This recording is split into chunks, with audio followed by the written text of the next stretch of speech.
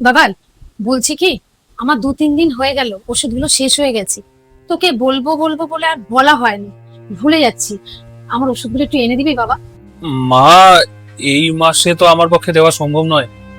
আর তুমি তো জানো এখন আমার নতুন বিয়ে হয়েছে, একটা সংসার শুরু করেছি, আর ওরও তো একটা দায়িত্ব আমার কাঁধে রয়েছে।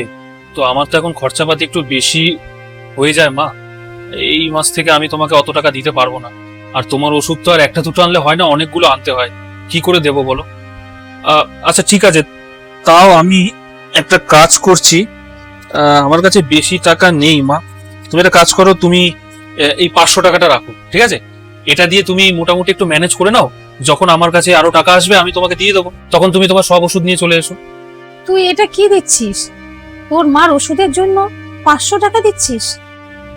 তুই আমার সেই ছেলে তো, যে ছেলে ওষুধ থাকতে থাকতে ওষুধ এনে রেখে দিতি।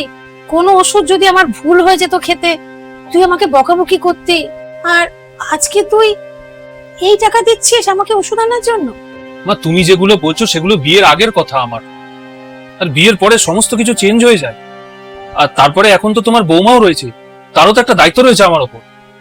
বেকার বেকার এত ওভার রিয়েক্ট করো না। ও, এখন আমি নাটক করছি? তার মানে তুই বলতে চাইছিস তোর মা ওষুধগুলো না খাক?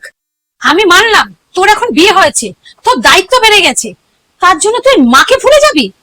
তোর মনে আছে আমি তোকে কত কষ্ট করে মানুষ করেছি? তোর সব আশা আমি পূরণ করেছি, আজকে তুই তোর মাকে ওষুধের জন্য না করে দিচ্ছিস? কি হয়েছে বাবা তোর?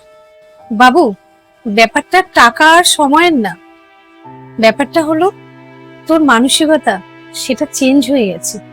জানিস তো, আমার সব বান্ধবীরা ফোনে আমাকে বলতো যে ওর ছেলেরা সব বিয়ের পরে চেঞ্জ হয়ে গেছে। তখন আমি গর্ব করে বলতাম যে আমার ছেলে কখনো চেঞ্জ হবে না। কিন্তু আজ আমি ভুল প্রমাণিত হলাম, সত্যিকারের ছেলেরা বিয়ের পরে চেঞ্জ হয়ে যায়।